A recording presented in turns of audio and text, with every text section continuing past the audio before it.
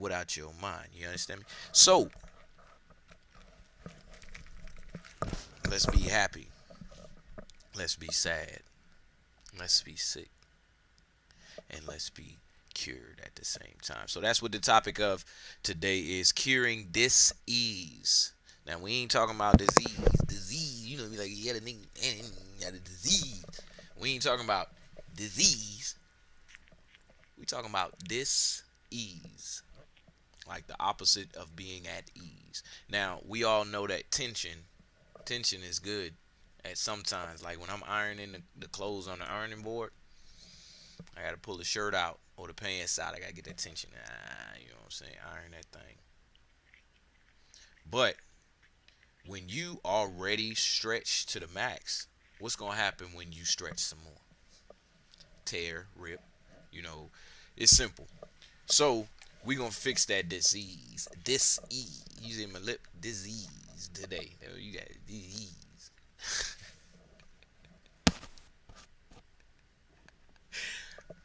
Alright, my bad. Alright, we're gonna fix that though today as best we can. It's Healthy Mental Thursday, so let me put my keyboard down and let's get to work. Alright. Now I was listening to Dr. Joe Dispenza, give my little motivation, but motivation for the day. I said Zay. Alright. Let's get it started, y'all. Let's go. We got 8 minutes. We got 4 minutes. I seen these numbers earlier today. Let's get it popping. If we heard this one before, though, I'm going to switch it. Step into Wix Studio, the platform for agencies and enterprises. Kick off project. Instead of jumping out of bed and rushing right into the stress of what you need to do, breathe. Take a moment to eliminate the stress and realign your mind, body, and brain with the joy that does live inside you. You get to choose if your day is going to be like every other day or if it's going to be a great day. And you decide first thing in the morning by giving yourself that time to realign your brain to positivity, to redirect your mind to what is good in your life.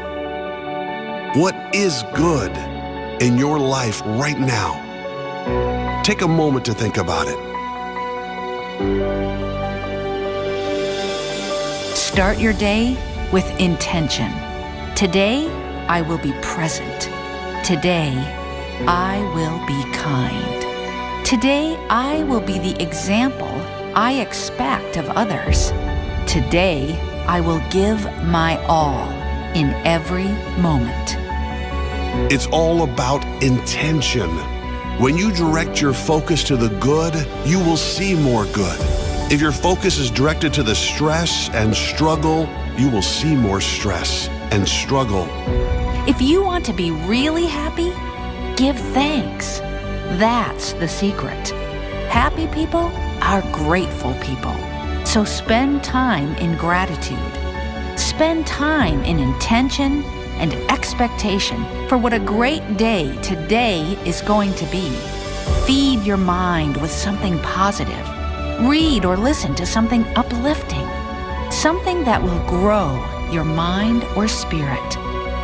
You attract your intentions. You attract your beliefs. You attract what you feel. So get up and feel good. When you direct your focus to the good, you will see more good. If your focus is directed to the stress and struggle, you will see more stress and struggle. That is your only job. Get up and get yourself feeling amazing. Ask yourself, how can I feel great today? How can I grow today? How can I make others feel great today? Open your eyes to the magic around you. I guarantee you, you have been missing out on miracles because you have been lost in the stress and noise inside your head. Get out of your head and get into the magic of life. Today is a new day, a fresh, clean canvas. You can paint whatever you want on that canvas, no matter what happens. You are the artist. Add some color, some joy, some life to your canvas. Leave nothing off that canvas. As soon as you get up in the morning, ask yourself, what's really important today? Is it important that I rush around stressed at everything I have to get done? Or can I just enjoy this moment? Can I set the tone for the rest of my day?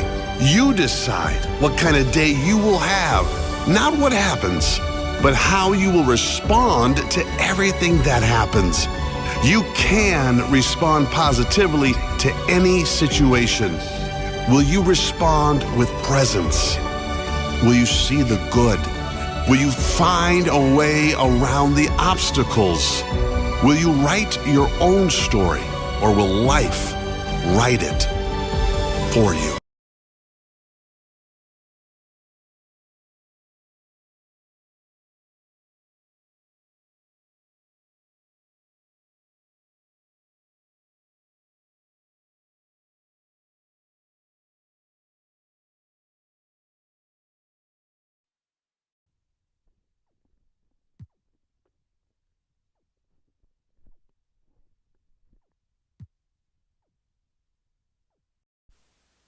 Hello, hey, hold on, y'all, real quick. Let me fix my headphones. I thought they Marketing was tools working. It's to help 9:07. We small good. We got enough time. I thought they was working. So, all right, here we go. There you go. What's up? Welcome to another episode of Expansion Pack. I am your host, Dan F. Man. It's good to be in here with you for another day. We gonna go ahead and jump this Tech Tuesdays off here, right? Let me make sure I got the team. Let me make sure I got the team right. Man, it is creating ourselves. So we're going to use our usual tech talks to find a way to create ourselves, maybe create something new for ourselves if you're young enough, or if you're too old, ain't never if so somewhere in between. It's never too late for you to create a new thing for yourself, or a new part of yourself, or yourself in general, in a new place, or somehow, some way. Keep coming up with funky. So let me get some background music on here. Get it popping for y'all.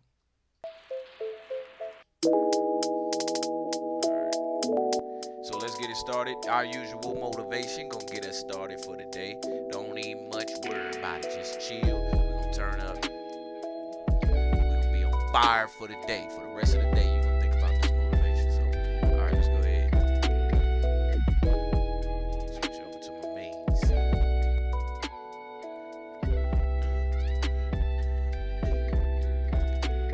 Turn that music up. Hey, look. Boy, you got me caught up. Yeah, you got me caught up. I don't wanna rush. We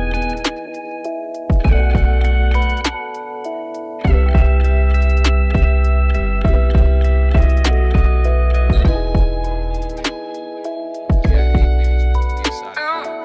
8 minutes. Step into Wix Studio, the platform for agencies and enterprises. Kick off project.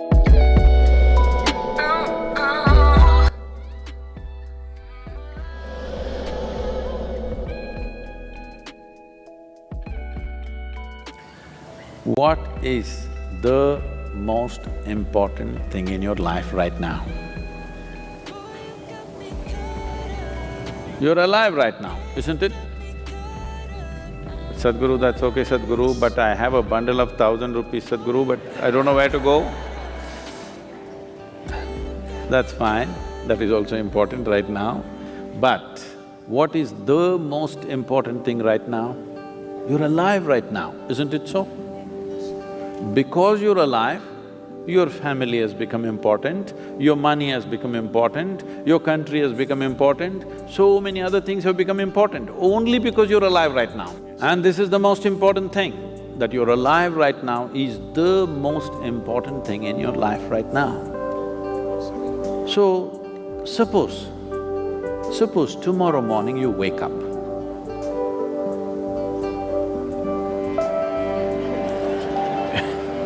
You know, every day nearly 250,000 people die on the planet, natural death. 250,000 people die, but you did not. Tomorrow morning you woke up, check, Am I alive? If you're alive, will you give yourself one big smile? If you're alive, if you're not, I'll excuse you. Yes, sir. Will you give yourself one big smile if you're alive? And if 250,000 people died, at least 2 to 3 million people lost somebody who's dear to them. So you check those 3-4 people who are very important in your life, all of them are alive today. One more big smile, then you check time, it's 11:30. You're still alive. Don't think this is a joke. What is ticking off here is not the clock, it's your life. It is not the clock ticking away. It is your life ticking away. And it is 12 o'clock, you're still alive. You must promise me this, every time you check time, you must give yourself a smile if you are still alive. Yes, sir. If you are dead, you're pardoned. Right. Yes, sir. Yes, sir. But so many people are walking on the street Saving us. as if they're practicing their posture for their grave. Don't worry, it'll come naturally, please. Yes. Death is super efficient, it doesn't need practice. Right. When it happens, boom, 100%. Nobody ever died inefficiently. People live inefficiently, but nobody died inefficiently. So will you promise me this, every time you check the watch, you must give yourself a smile. Still on, still on. You don't know how it is happening. Do you really know? Do you know how this is happening? No. And so many people who are so real, just like you and me, poof, and they're gone. Just gone, nowhere to be seen. If you come to the idea of mortality once in a way, it'll make you depressed, it will make you fearful. If you live with it every moment, it will make you absolutely exuberant and alive, because it is just this one thing, that this is not forever, this is just for a brief period of time. And the more joyful you are, briefer it becomes. If you're ecstatic, it'll just vanish in no time. Yes. So if you want to stretch it, you need to make yourself truly miserable. Otherwise, it'll be just gone in no time. If you come to terms with this, if you live this way, that every moment you appreciate one thing and only one thing, because the most important thing in your life is you're alive right now. To be alive, fully alive, 100% alive is the most important thing, because only if something is 100% alive, can you make it yield something beautiful. Say you have a little plant in your house, or let's say a mango tree in your house, which is like this, which is just imitating you. Can you make it come out with lot of sweetness? No, it's alive in a big way. Now you can expect sweetness from that. Nobody has to teach the mango tree which is alive, please give sweetness. Anyway it will pour out, isn't it? I'm done spending an obscene amount of money on takeout every day. Done. I'm getting back on track with Factor. Fresh. Miserable people have to be taught, please be loving, please be nice to people, gentle to people, do this, do that. All these things necessary because in some way you become half alive. If you're exuberantly alive, it is natural for human consciousness to bleed sweetness every moment of your life. We don't know what great things you will do or not. We don't know whether you will climb Mount Everest or not. We don't know whether you will run faster than Mr. Bolt or not. We don't know whether you will become the richest man or woman in this world or not. But this one thing you must do to yourself, this one thing you deserve, this one thing is 100% in your hands, that you can live here as a joyful human being This much is possible for every one of us. Our ability to fix the world around us, subject to various realities. Some things work, some things don't work. Because this involves too many forces. Sometimes it falls into place, sometimes it doesn't. But in our lives, will we do everything that we can do or not is determined by this, that only if you're joyful by your own nature, that is, you have no fear of suffering. Only when you have no fear of suffering will you dare to walk your life full stride. Everything that you can do, you will do. In our lives, if we do not do what we cannot do, this is not an issue. But if we do not do what we can do, we are a disastrous life. It's my wish and my blessing that you should not become such a disaster. Everything that you can do must happen in this life. If that has to happen, the fundamental ambience that is needed is that you are a joyful human being by your own nature. What's the time? Still on, huh? Let's do it. Thank you. Thank you. Sadhguru, the most important thing is that you're alive right now. If you wake up this morning, you will give yourself one big smile. Yes, sir, that's my boy. Well, that's my guy.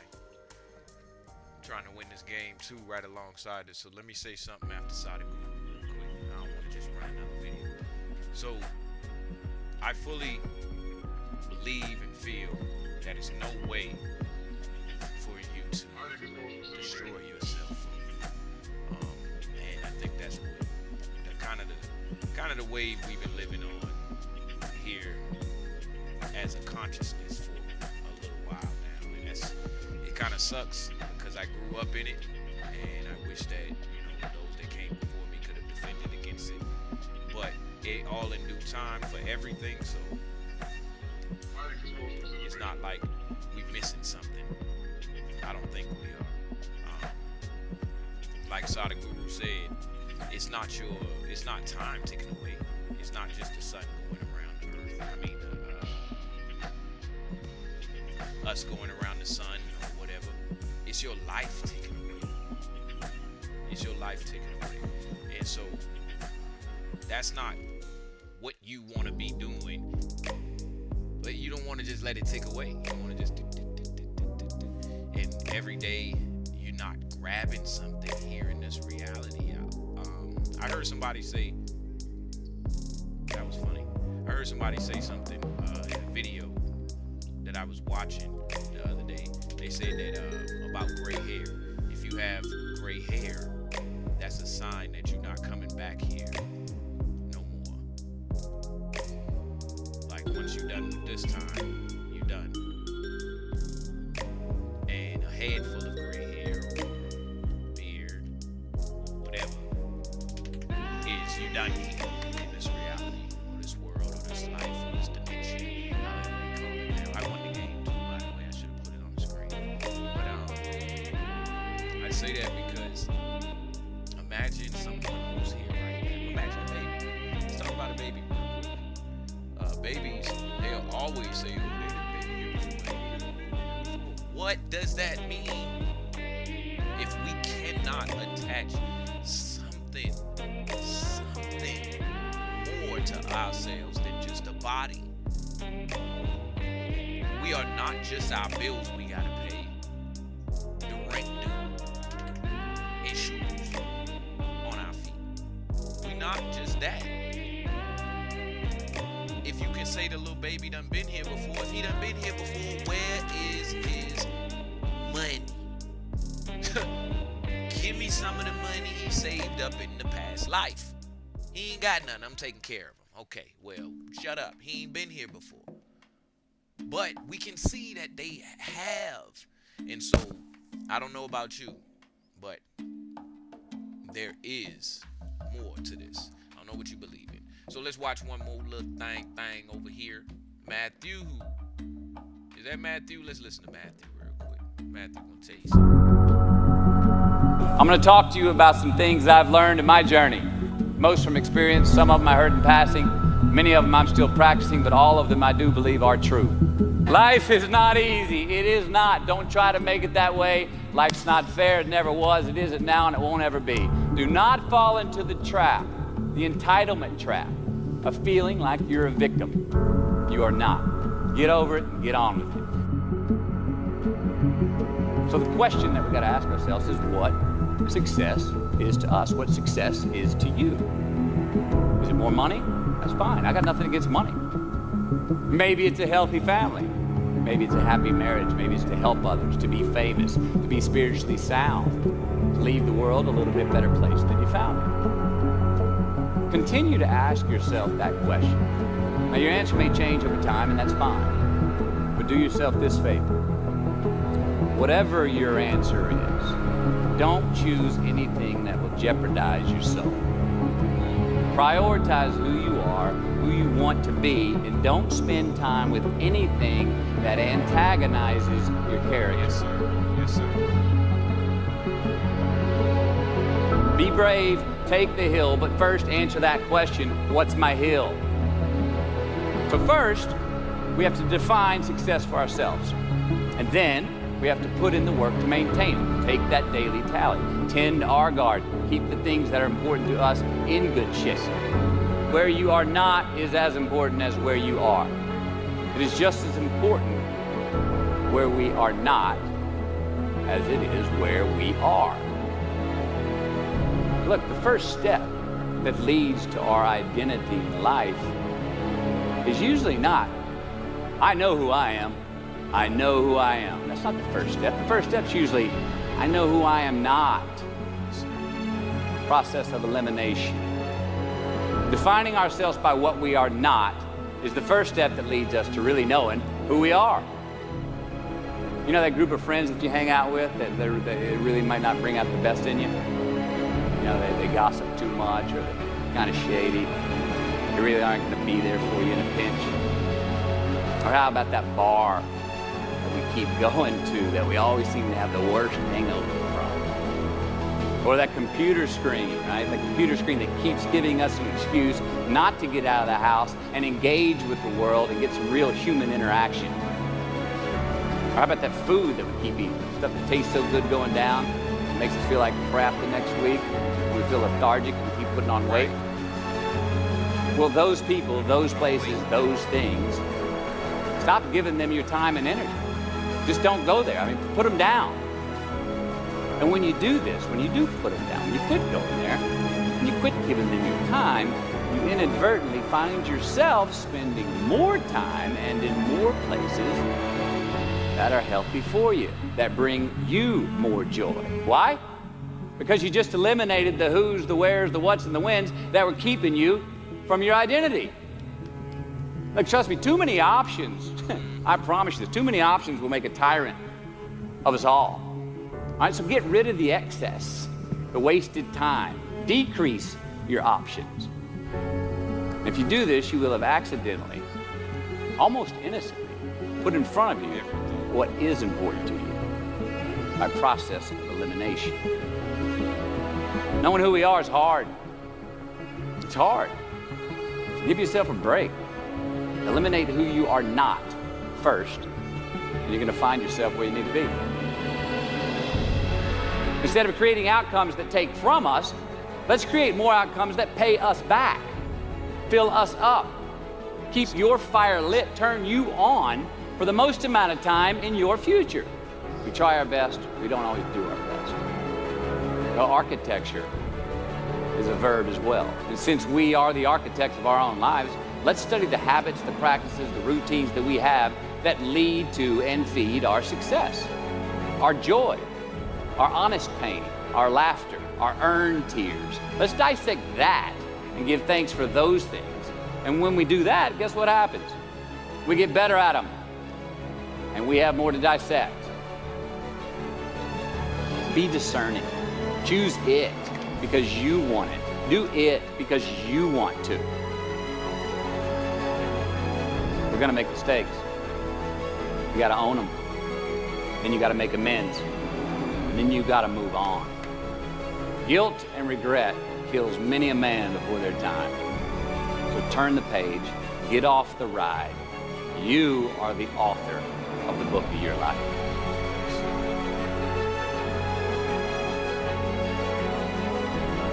Let's go. Now Matthew done put us on our way down the road.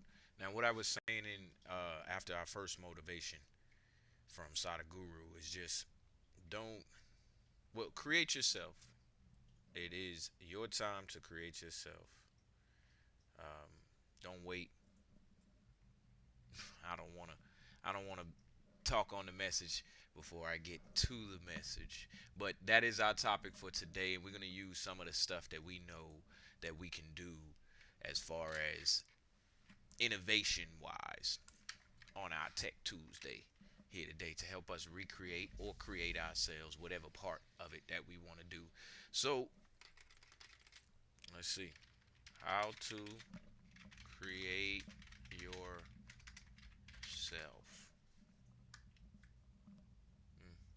That's my man's. Yeah, we can't necessarily do the TED talk, so I don't. Well, you know what? Let's see my man's. Are you ready to see your brand on TV? Your competitors will wish they had known about Vibe. With Vibe.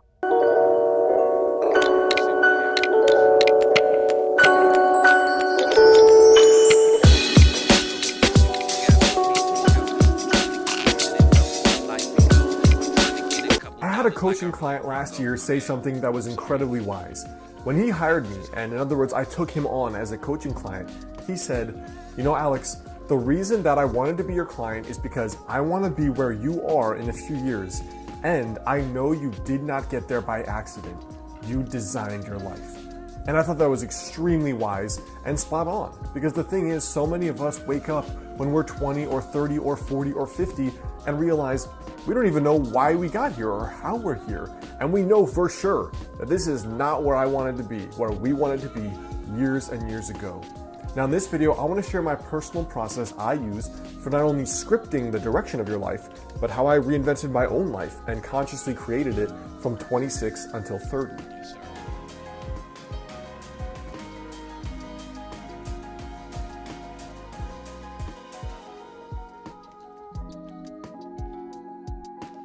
What's up guys, Alex Hine here, author of the book Master the Day.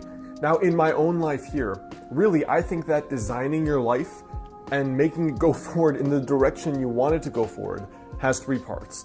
And the very first part is the design, the second part is the habits you use or you do on a daily basis, and the third is the follow through or the follow up. In other words, how do you actually stay on track when you get off track? Because half of the if y'all want to get a notebook or something, or just get your mental note, your person that write your notes in your mind ready, go on ahead, it's good. Has three parts. And the very first part is the design, the second part is the habits you use or you do on a daily basis, and the third is the follow through or the follow up. In other words, how do you actually stay on track when you get off track? Because half of the game of goal achievement is purely when you get punched in the face, what are you going to do differently to get back up and get back in the fight? Now for me, the first thing is vision. It's basically the design.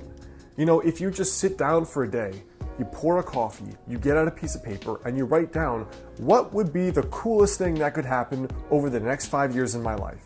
If you just do that, you are already ahead of 99% of humanity who show up with no game plan, no vision for the future, no clue what they would like to create besides, you know, I would like more money, or I'd like that girl or that guy, or I'd like a nicer car.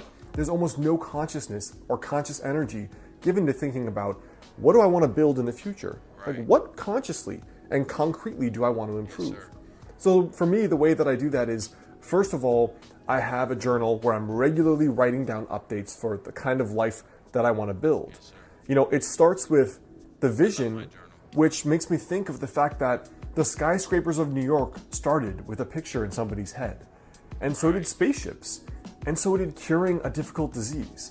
And so when I think of it like that, I always make sure I'm consciously creating, even if it is just in my thoughts, even if it's just up there, both in print journals and in a document that I call 5 years from today. So the three things that I use for my yearly envisioning are, one, the yearly envisioning process I've talked about here, which is basically at the start of each year, I write down what is the coolest thing that could happen this year. Like perfect year. No limitations, no just be realistic. But like, what would be the coolest thing that could happen? I put it on one piece of paper that's always on my desk every single day, and I review it twice per day. Now from there, that yearly document also has my daily habits, the unique projects I'm working on in each quarter of the year, as well as the things I know that I need to work on to get better, basically, to improve myself. The second thing is the pocket journal I carry around. This for me is always to record things that may change about my thinking, ideas I get when I read or listen to podcasts, as well as little intuitive hunches that come up. So if I'm talking to a friend or I'm reading a book and I'm like, wow, that would be an awesome idea. For example, that's where all my books came from. Wouldn't it be cool too? ... I put it down in this little book. It's just a little 3x5 moleskin that I always carry around with me. And then day by day, I can flip through that and be like, you know what? These were those cool things I wanted to basically manifest and create in my own life. Let me just keep a note of them. The second way I do that is by doing a weekly journal page. Now the weekly journal page is just a strategy page, which I talked about in my recent video on journaling for success. And in that strategy page, it's basically, where are you, Alex? Where do you want to be? And are those habits you're doing every day sufficient enough to actually get you there? So the whole point of this journal page is reflection. You're doing this, are you still on track? If not, what has to change? And then finally, I have this little journal notebook, a digital notebook in Evernote, and it just says 5 years from today. Now, I don't really stick with that idea of 5 years from today, but the point for me is, where do I want to go? In what direction? It could be as simple as moving. Like, I know I'm moving to California after I'm done with my doctorate in Portland. It could be as simple as the relationship you want to be in. For example, I'm 30. I know that I want to be married by 35, so I can have that there. I know that I want to have a private practice and a traditionally published book and 3-4 vacations per year. I put all of that down where I don't know how I'm going to make it happen yet, but it will happen for sure. I haven't quite fleshed out the process. The point is that you're putting trajectories in your brain and in your subconscious. And when you check that every once in a while, you're kind of like, oh yeah, I knew I wanted to do that, but all right, let's start thinking about how I can actually do it. And almost all of those things come true for me, especially if you regularly review that. Now the second piece here is your habits. So the daily action steps that you're gonna actually do to make that a reality. Now I've shared this philosophy many times.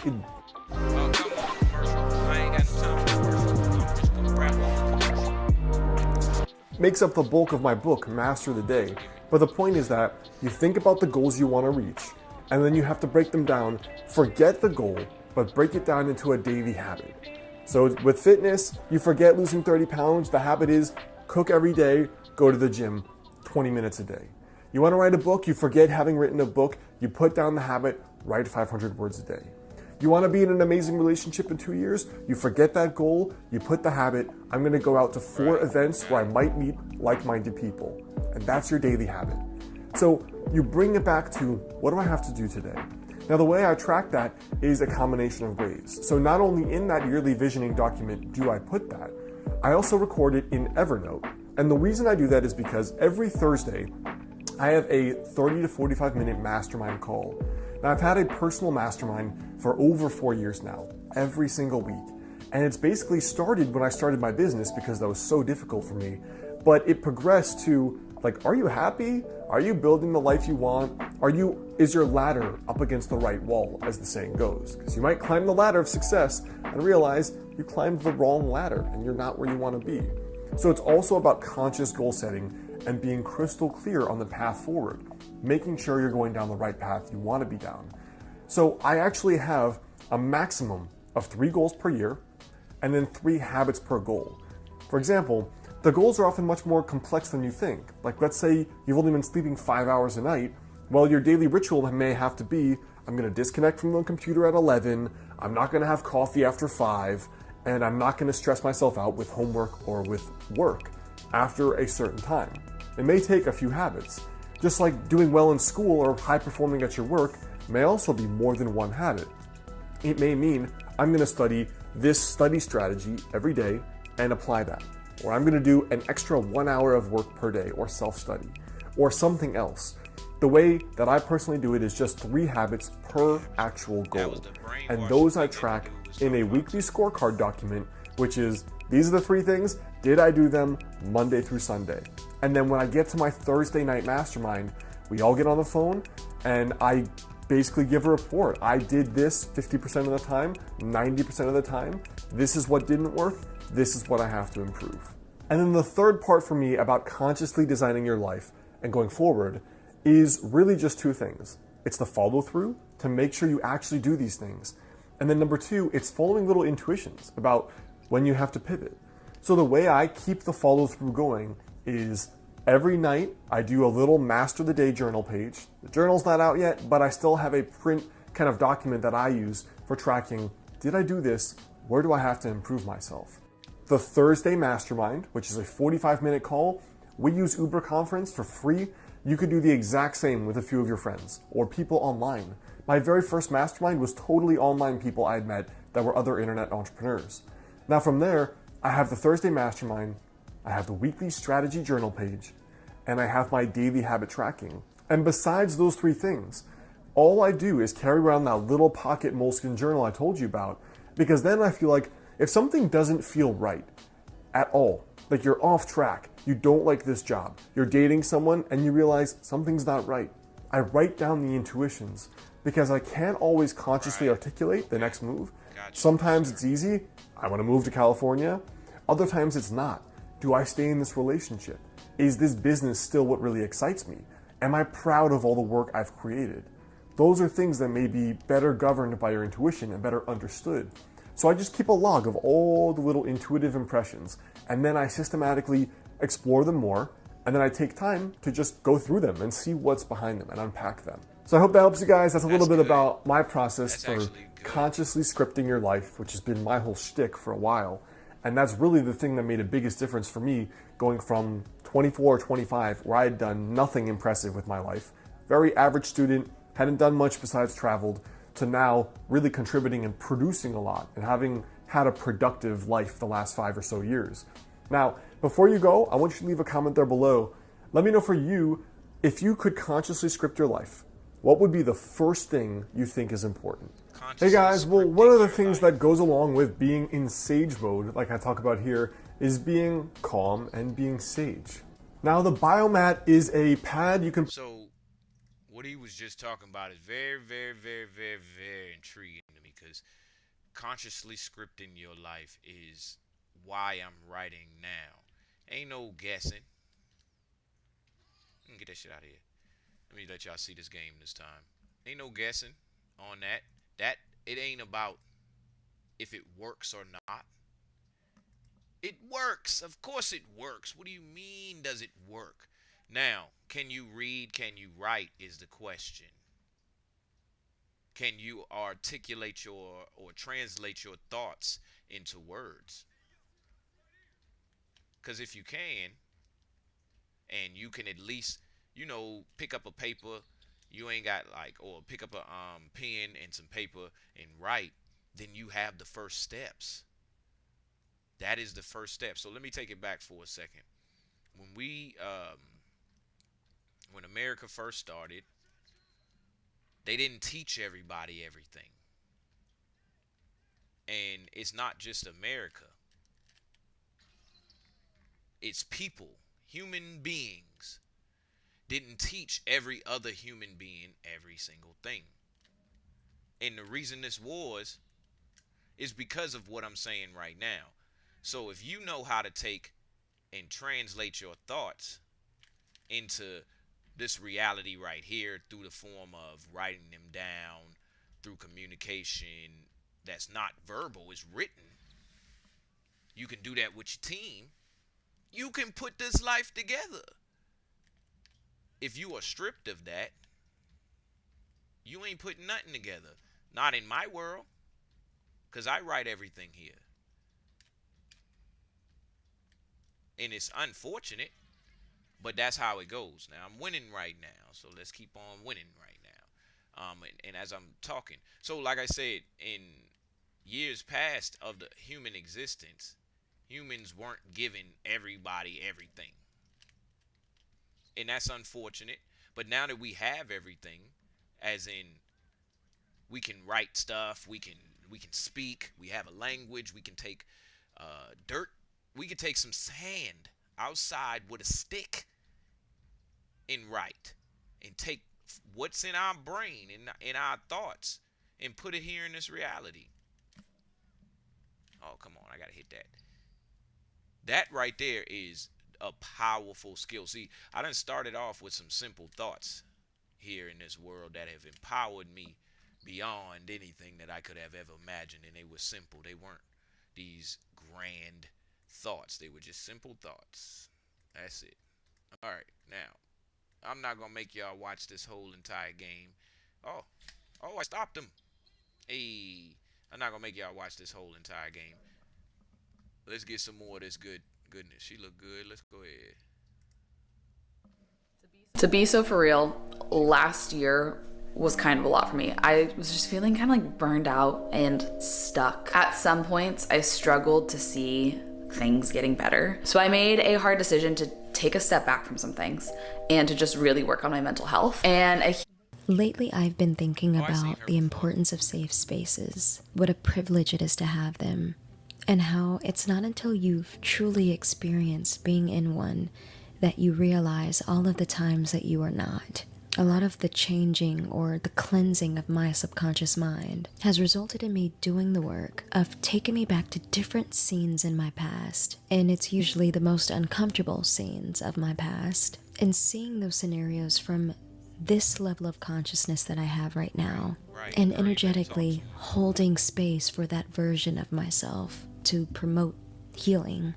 I right the emotional wrongs and clear energetically the bad habits that I developed while existing in unsafe spaces. I can't blame myself for who I was in survival mode. And by this emotional time travel, back to places where I felt most unheard, most unseen, most unsafe, to sort of clear out the mental and emotional space of the present version of myself. Because in order to write a better future, I need a clean slate. And in order to create a safe space for the people that I love, I have to learn how to do that by doing that for myself first. And the more that I did this with myself and for myself, I got deep into this quantum and interdimensional version of myself. I started to think, is this presence of unconditional love that I felt in most times in my life just a higher version of myself reaching out interdimensionally? And when the people who go so far into their spiritual walk to see themselves as God, is it because they became aware to their spirit's ability to do this and the power and responsibility that it holds? I don't know. There's just a lot of questions, and I'm really excited about this topic, so I hope you enjoy taking this walk with me. Welcome to the Raw and a Half podcast, where we get real and then some. I am your host, Jasmine Siri, and every week I will speak on different topics that align with reprogramming the subconscious mind. I share my experiences and discuss how I navigate life consciously so we can reach higher heights and deeper dimensions of the mind, so we can accomplish our goals from a healed and open place together. So, let's get started.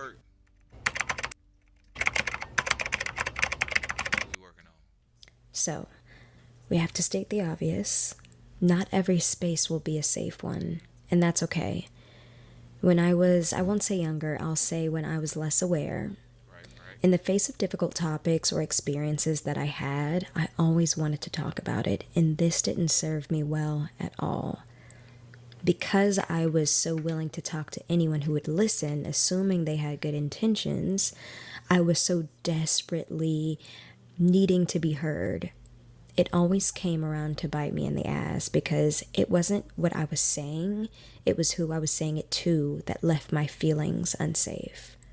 My entire life, because of the energy that I carried or who I was, people have despised me, like in a real way. Even people that have been older than me would like to seek to humble me in different ways. And I think it's because I've always preferred paying the price for my authenticity than selling out to save face or to have community. When I loosely expressed my imperfect human in the presence of people who secretly saw me as something superhuman, it would always result in my misfortune. And I had to take a step back because it's easy for a person to play the blame game or be in victimhood of, I can't believe this person used my most vulnerable moments against me because he/she did this to me with what I gave them. Now I can't trust a single soul. And all of this is like, okay, wow, and then what? What type of life exists on the opposite side of this type of thinking? I'll let you know because that's exactly how I thought. And I experienced all of this so you don't have to. That level of thinking, developed out of pain, made me a vibrational match to more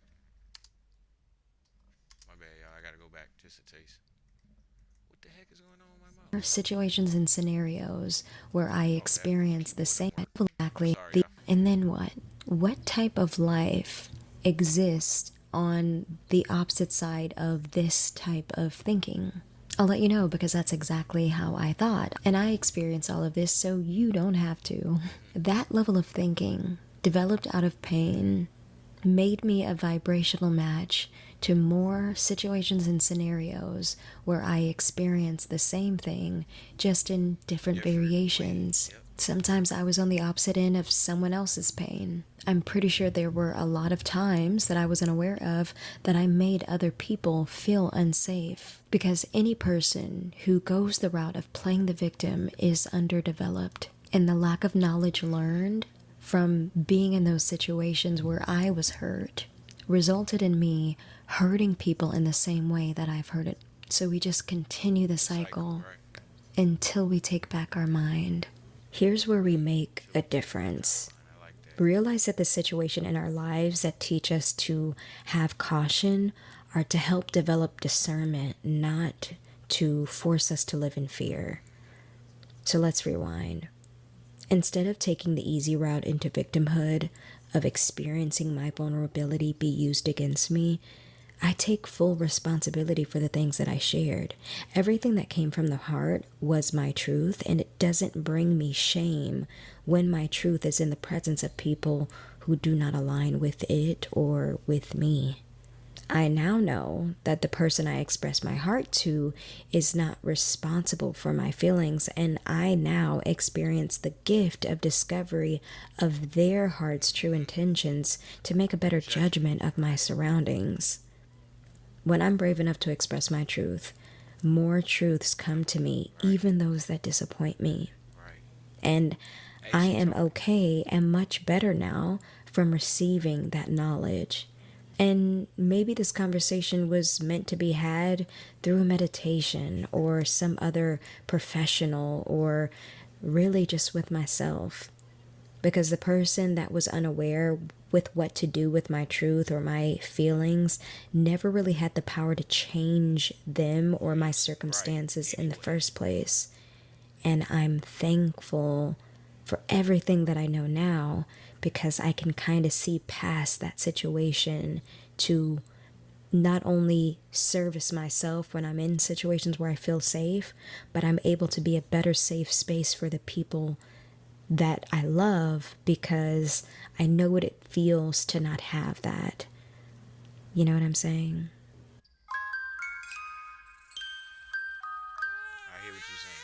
Big ideas don't come. You know, something about that just feels like a really good stretch. This is how I become my own safe space. Easier said than done, I know. But the more you bring your mind to this, the easier working through things becomes. You're able to truly self-soothe and understand the building blocks of what makes you feel safe. And I had to come to realize that what personally makes me feel safe is not someone coming in and saving me from all of my problems.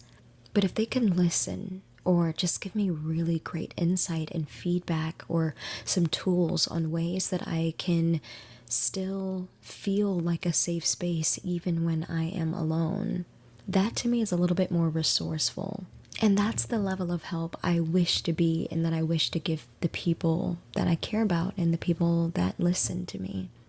I think becoming an adult is just radical acceptance that the people we love are incapable of being everything to us 100% of the time. Right. Because they are human like us. They are going to miss the mark or drop the ball or be unavailable and make mistakes. And it is our responsibility to find a level of wholeness that keeps us open to the people we love without expectation, because we are our own responsibility and our safety is our responsibility.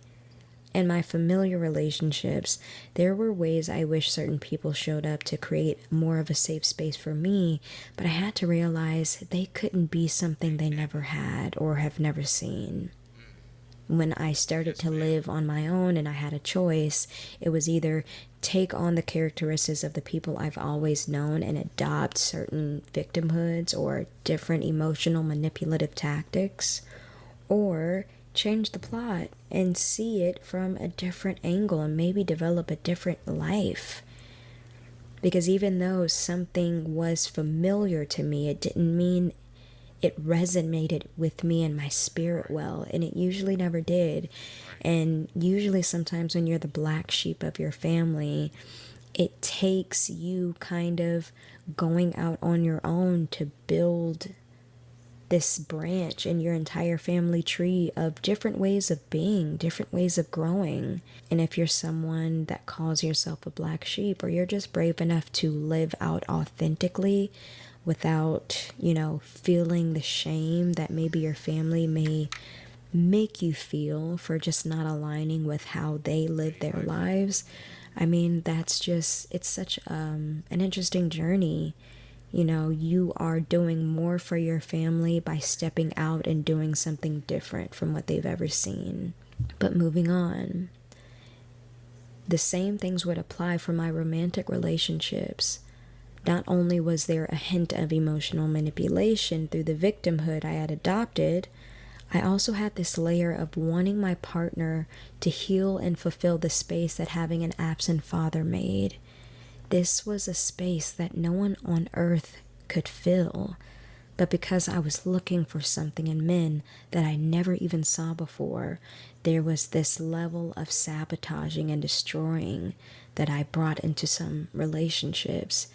I craved safety, but I wasn't able to be safety for them either, because it was always about what I wanted or how I wanted to feel. I would show up in a relationship as this damaged little bird in search of a safety, but I wasn't in a healthy space to exist in partnership, to be a safe space for that person that I was with. And I can't make my partner be the best friend, be the girl's night out, be the person I can vent to and talk with, and also be the man to protect and provide and to nurture my vulnerabilities as a woman. It's just not realistic. And oftentimes when we walk about our life, existing in the victimhood and the damage, always wanting a safe space but not really truly cultivating it because we don't know how to do it within ourselves, we create just a lot of weight in our relationship that we force our partners to carry when it's never been theirs to begin with. And this is just speaking from a lot of different mistakes, a lot of different experiences that I had where, because of how I felt, I always wanted my partners to cater to me without experiencing the full scope. If you say you want a relationship and you say you want partnership, have you ever stopped and asked yourself why you even wanted a partnership or relationship to begin with? I be saying that. Are you wanting relationship? Are you wanting friendships and bonds to kind of make you feel less alone in the pain that you have? Or do you truly feel like you have something to offer someone else with the experiences that you have? Maybe by the way that you experience happiness, or maybe by the way that you love. GoDaddy Arrow can get my business online in minutes with AI. Let's see.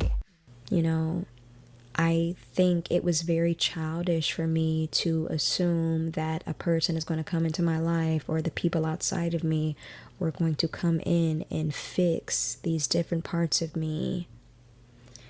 It's just not a realistic way of existing in partnerships. And I think I got more intentional about safe spaces and what that meant for me, because I wanted to start a YouTube channel that was a digital safe space. And I started to really unpack what it meant for me to feel safe, what it meant for me to be a friend, what it meant for me to be a partner. And so often, I think in a lot of times, like, it's natural, because I'm not gonna lie, a lot of women in my life, they're resilient, but they're runners. At the face of any discomfort, they run away, and what that does is serve the victimhood. So when you build resilience out of the victimhood, you start to realize that you take defense very easily.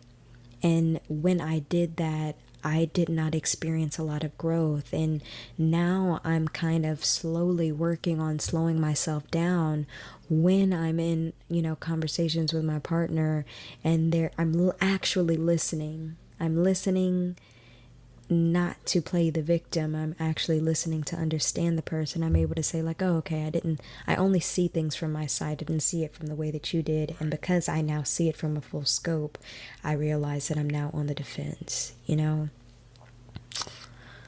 don't know, safe spaces are inclusivity, respect, confidentiality, but honesty and support, being non-judgmental, because you want to help, and you want to help yourself, and you want to help others, but that takes such a deep level of honesty that I think so many people are not really ready for. Because when we want safe spaces, what we truly want is, like, we really want the desire of our ego to make us feel seen, heard, beautiful, accepted, loved, all of these things that are, ego boosts. But when you have someone in your space that is able to be honest with you about, ways that you're damaging your circumstances or your relationships by the ways that you think, ways that you can improve, ways that you could probably, check your blind side.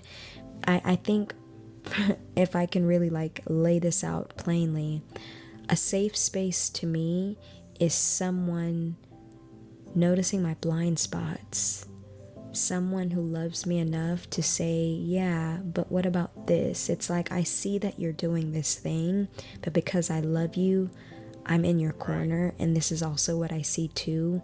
And you have to be honest with yourself about being able to accept that, because it comes from a level of truth that you may not be ready for, I think that is all that I have for today. Thank you so much for watching, liking, commenting, and subscribing. It means so much to me. At this point now, this is the night before, but I'm almost at 20K, or I just hit 20K subscribers. Thank you so much for just wanting to be a part of the community, wanting to be a part of my journey and a part of me. I hope you stick around. Do not forget to follow me on Instagram at jasmine.siri, and I hope to see you all in my next. Let's listen to Earl real quick.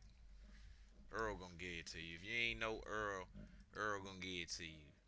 Your competitors will wish they had known about Vibe. With Vibe, you can launch targeted TV and streaming ad campaigns using our powerful platform that combines simplicity with deep market insight. Not only can you choose from over 500 channels and apps, but you can also tailor your reach from nationwide audiences to local viewers with precision. Getting started with Vibe is incredibly easy. Just log in, set up your campaign by selecting your audience demographics, and decide where you want your ads to appear. Tell us your budget and watch as Vibe crafts a campaign that resonates with your audience and fits your financial plan. Spend your first $500 on advertising with us, and we'll give you an additional $500 in ad credit.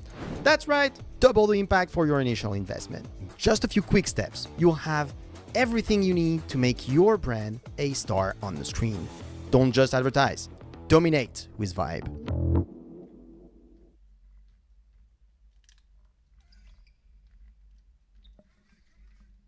Here we go. I don't know why I want you to make a test that will last 30 days.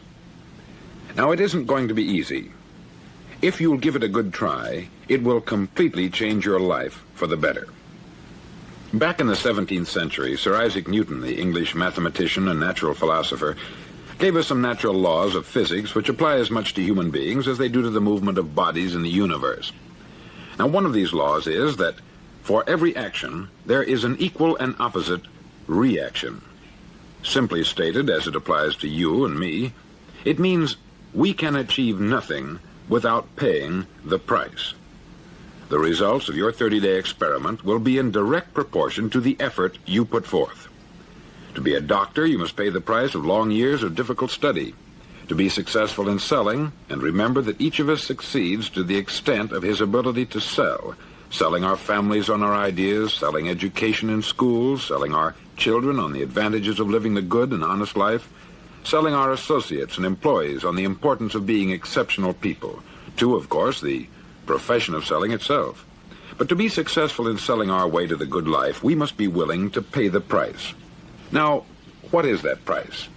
Well, it's many things. First, it's understanding emotionally, as well as intellectually, that we literally become what we think about, that we must control our thoughts if we're to control our lives.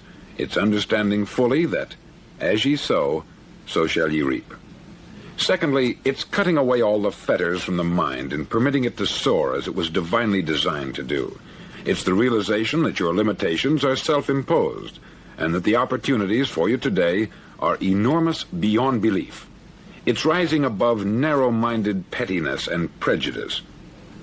Thirdly, to use all your courage to force yourself to think positively on your own problem, to set a definite and clearly defined goal for yourself, to let your marvelous mind think about your goal from all possible angles, to let your imagination speculate freely upon many different possible solutions, to refuse to believe there are any circumstances sufficiently strong to defeat you in the accomplishment of your purpose, to act promptly and decisively when your course is clear, and to keep constantly aware of the fact that you are, at this moment, standing in the middle of your own acre of diamonds, as Russell Conwell used to point out. Fourth, save at least 10% of what you earn. It's also remembering that no matter what your present job, it has enormous possibilities if you're willing to pay the price. Now let's just go over the important points in the price each of us must pay to achieve the wonderful life that can be ours. It is, of course, worth any price. 1, you will become what you think about. 2, remember the word imagination. Let your mind soar. 3, courage. Concentrate on your goal every day. 4, save 10% of what you earn. And action. Ideas are worthless unless we act on them. Now I'll try to outline the 30-day test I want you to make. Now keep in mind that you have nothing to lose by making this test, and everything you could possibly want to gain. There are 2 things that may be said of everyone. Each of us wants something, and each of us is afraid of something. I want you to write on a card what it is you want more than anything else. It may be more money. Perhaps you'd like to double your income or make a specific amount of money. It may be a beautiful home. It may be success at your job. It may be a particular position in life. It could be a more harmonious family. Each of us wants something. Write down on your card specifically what it is that you want. Make sure it's a single goal and clearly defined. You needn't show it to anyone, but carry it with you so that you can look at it several times a day. Think about it in a cheerful, relaxed, positive way each morning when you get up, and immediately you have something to work for, something to get out of bed for, something to live for. Look at it every chance you get during the day and just before going to bed at night. As you look at it, remember that you must become what you think about, and since you're thinking about your goal, you realize that soon it will be yours. In fact, it's yours really the moment you write it down and begin to think about it. Look at the abundance all around you as you go about your daily business. You have as much right to this abundance as any other living creature. It's yours for the asking. Now we come to the difficult part. Difficult because it means the formation of what is probably a brand new habit, and new habits are not easily formed. Once formed, however, it'll follow you for the rest of your life. Stop thinking about what it is you fear. Each time a fearful or negative thought comes into your consciousness, replace it with a mental picture of your positive and worthwhile goal. There will come times when you will feel like giving up. It's easier for a human being to think negatively than positively. That's why only 5% is successful. You must begin now to place yourself in that group. For 30 days, you must take control of your mind. It will think only about what you permit it to think. Each day for this 30-day test, do more than you have to do. In addition to maintaining a cheerful, positive outlook, give of yourself more than you've ever done before.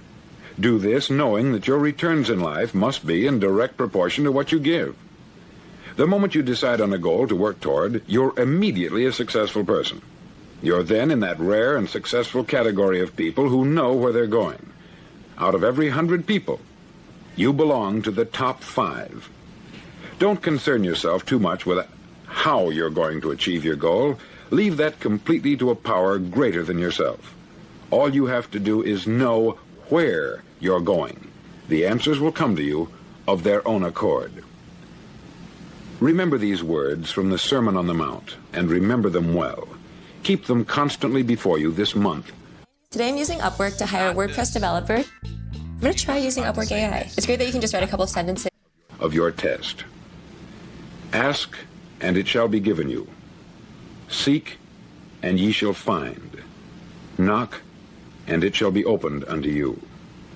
For every one that asketh receiveth, and he that seeketh findeth, and to him that knocketh it shall be opened.